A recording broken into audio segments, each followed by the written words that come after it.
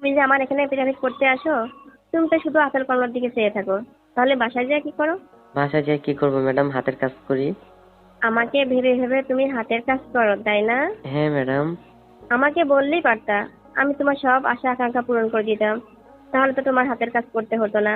আপনি আমার ম্যাডাম, আপনাকে আমি কি করে বলবো? সারা রাত জেগে জেগে হাতের কাজ করো, আর প্রাইভেটে কোনো পড়াই তুমি পারো না। হ্যাঁ ম্যাডাম, কি করব, আপনাকে অনেক ভালো লাগে। ঠিক আছে, আজকে রাত্রে চলে আসো, তোমার সব ইচ্ছাগুলো পূরণ করে দিব। আর একটা কথা, তুমি কি পারবা? মানে আমি শুনেছি মানুষে অনেক কথা বলে, যারা একবার, যে মেয়েগুলো একবার এগুলো কাজ করেছে তারা নাকি এসব কাজকর্ম করা ছাড়া থাকতে পারে না। তাহলে আপনি কিভাবে থাকেন? আপনার হাজবেন্ড তো 15 দিন, 20 দিন, 1 মাস, 2 মাস পর পর আসে ম্যাডাম। আসলে সবাই এরকম না, অনেকেই আছে থাকতে পারে না। আর আমার হাজবেন্ড 15 দিন পরে যা আসে, ওই 15 দিনই খাবার একবারে খাইয়ে তারপরে যাই। হম। কেন, আপনি যদি আমাকে পার্টনার বানান, আমি তো প্রত্যেক দিনে আপনাকে। আরে কি বলো তুমি, তুমি এগুলো পারবা না।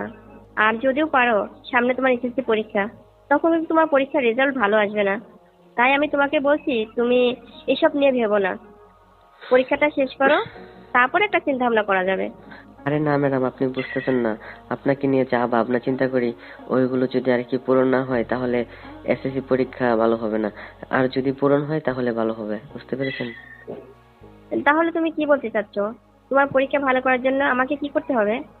আমি তো আপনাকে বললামই ম্যাডাম, আপনি যদি আমার ওই স্বপ্নগুলো পূরণ করে দেন তাহলে পরীক্ষা ভালো হবে। এখন আপনি কি চাচ্ছেন যে আমার পরীক্ষা ভালো না হোক? আমি তো আসসালামু আলাইকুম রহমতুল্লাহি বরকাত। সম্মানিত দর্শক, এতক্ষণ আপনারা একজন প্রাইভেট ম্যাডামের সঙ্গে একজন স্টুডেন্টের একটা ভাইরাল ফোন আলাপ শুনতে পেলেন। প্রিয় দর্শক, কিছু কিছু ফোন আলাপ আছে, এই ফোন আলাপগুলো না টেনে শেষ পর্যন্ত শুনলে এই ফোন আলাপের ভিতরে যে কথাগুলো হলো এই বিষয়ে পুরো ঘটনাটা বুঝতে পারবেন। চলুন প্রিয় দর্শক, কথা না বলে সম্পূর্ণ এই প্রাইভেট ম্যাডামের সঙ্গে সেই স্টুডেন্টের এই ভাইরাল কথোপকথনগুলো আমরা শুনবো। এই পুরো বিষয়টা শোনার পর আমরা ভিডিওর লাস্টে কথা বলবো। তার আগে আমার ছোট্ট একটা রিকোয়েস্ট, এখনো যদি আমার চ্যানেলটাকে সাবস্ক্রাইব করে না থাকেন, অবশ্যই ভিডিওতে একটা লাইক দিয়ে চ্যানেল সাবস্ক্রাইব করে আমাদের সঙ্গে থাকবেন প্রতি মুহূর্তের আমার ফোন আলাপগুলো পাওয়ার জন্য। ম্যাডামকে যদি পাইতাম তাহলে তো অনেক কিছুই হয়তো। তারপর সেই রাত্রে বাসায় গিয়ে 4-5 বার হাতের কাজ করছি, ওই আপনাকে ভেবে ভেবে। তুমি আমার কাছে তোমার মনের কথা প্রকাশ করতা। আপনার কাছে মনের কথা প্রকাশ করব কিভাবে? কারণ আপনাকে তো আমি কোনো কিছু বলি নাই। তুমি আমাকে কোনো কিছু বলো না মন থেকে, কিন্তু তোমার চোখ তো সবসময় বলে কি যেন একটা বলতে চাচ্ছ। শোনো, মনের কথা মনে রাখতে হয় না, প্রকাশ করলে সবচেয়ে ভালো হবে। আচ্ছা ঠিক আছে, এখন তো বুঝতে পারছি আপনি কি বলতে চাচ্ছেন।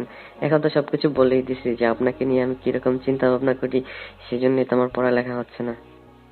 হ্যাঁ, আমি তোমার কথা বুঝতে পারছি, কারণ তোমার লেখাপড়া এত নর্মাল এটা আমি চাই না। আমি চাই তোমার মনের কথা মুখে বলো, আর আমি তোমার তোমার সেই চাওয়াটা পূরণ করব। তুমি আমাকে বলতে পারো, কোনো সমস্যা নেই। সত্য বলছেন ম্যাডাম, আমার চাওয়া আপনি পূরণ করবেন? হ্যাঁ আজাদ, আমি তোমার চাওয়াটা পূরণ করবো, সেই কারণে তো তোমাকে এত করে তোমার মনের ভিতর থেকে কথা বের করতেছি।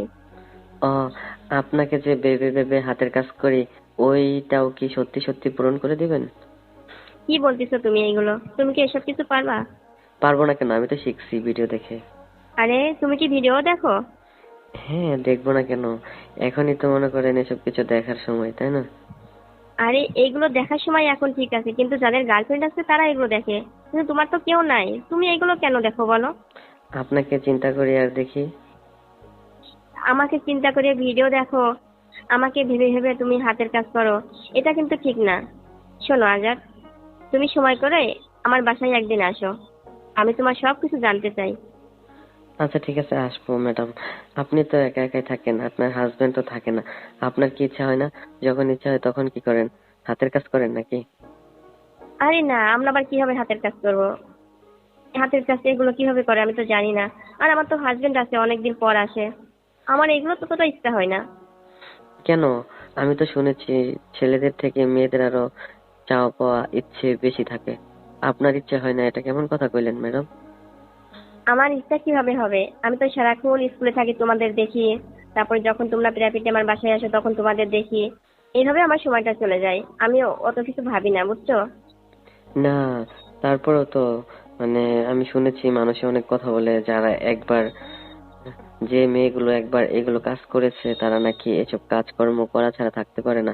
তাহলে আপনি কিভাবে থাকেন? আপনার হাজবেন্ড তো 15 দিন, 20 দিন, 1 মাস, 2 মাস পর পর আসে ম্যাডাম। আসলে সবাই এরকম না, অনেকেই আছে থাকতে পারে না। আর আমার হাজবেন্ড 15 দিন পরে যা আসে, ওই 15 দিনই খাবার একবারে খাইয়ে তারপরে যাই। হুম, কেন আপনি যদি আমাকে পার্টনার বানান, আমি তো প্রত্যেক দিনে আপনাকে। আরে কি বলো তুমি, তুমি এগুলো পারবা না। আর যদিও পারো, সামনে তোমার এসএসসি পরীক্ষা, তখন কিন্তু তোমার পরীক্ষার রেজাল্ট ভালো আসবে না। তাই আমি তোমাকে বলছি, তুমি এসব নিয়ে ভেবো না। পরীক্ষাটা শেষ করো, তারপরে একটা চিন্তা ভাবনা করা যাবে।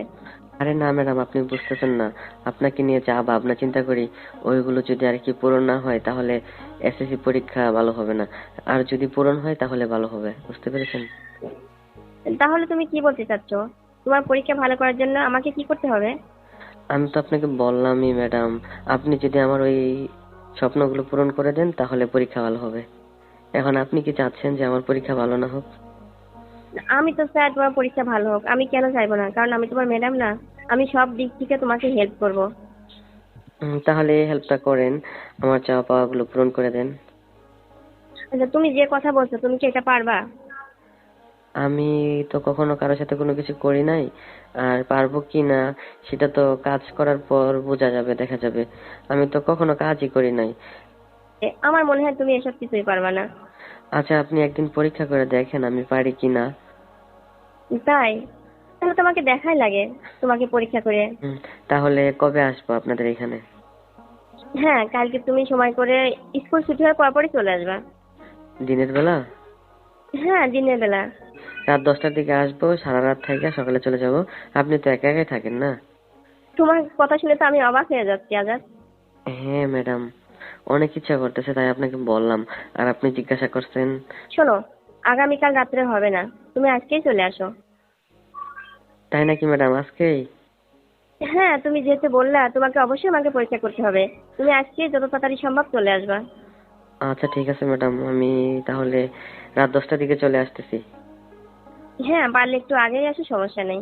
আচ্ছা ঠিক আছে, তাহলে 8টার দিকে চলে আসবো। হ্যাঁ হ্যাঁ, চলে আসো তুমি। এখন তো হাতে সময় খুব কম, আর 1 ঘন্টা লেখাপড়া করে তুমি তাড়াতাড়ি খাওয়া দাওয়া করে চলে আসো। কি বলেন ম্যাডাম, এখন কি আমার পড়ালেখা হবে নাকি? এতদিনের স্বপ্ন আমার পূরণ হতে যাচ্ছে। তোমাকে অনেক কিছু শেখাতে হবে আমার, এই কারণে আর সময়ও অনেক বেশি লাগবে। আচ্ছা ঠিক আছে, আমি তো এসব কিছু পারি না, আপনি সমস্ত কিছু শিখিয়ে দিবেন, বুঝতে পেরেছেন? হ্যাঁ, যেহেতু সবকিছু শিখাই দিব, তাহলে বেতনটা নিয়ে আসো। ও, কি বেতন নিয়ে আসবো ম্যাডাম? তোমার যা ইচ্ছা তুমি নিয়ে আসবা। ও, আপনি তো চকলেট পছন্দ করেন, আমি কি চকলেট নিয়ে আসতাম? তোমার যেটা ভালো লাগে তুমি আমার জন্য নিয়ে আসবা, তুমি যা দিবা আমি তাতেই খুশি। আচ্ছা ঠিক আছে ম্যাডাম। সম্মানিত দর্শক, প্রতিনিয়ত এমন তথ্যগুলো আপনাদের মাঝে তুলে ধরার চেষ্টা করি। খুবই চাঞ্চল্যকর একটা গুরুত্বপূর্ণ কল রেকর্ড শুনতে পেলেন আজকের এই ভিডিওর মাধ্যমে। একজন প্রাইভেট ম্যাডামের সঙ্গে একজন স্টুডেন্টের কেমন সম্পর্ক থাকতে পারে, নিশ্চয়ই তাদের ফোন আলাপটা শোনার পর এই বিষয়টা আপনাদের বুঝতে বাকি নাই। তো দর্শক, প্রতিনিয়ত এমন ব্রেকিং ফোন আলাপগুলো পেতে অবশ্যই সাবস্ক্রাইব করে রাখবেন। ভিডিওটি ভালো লাইক দিবেন। আজকে এই পর্যন্তই, পরবর্তী ভিডিও আমন্ত্রণ রইলো। আসসালামু আলাইকুম।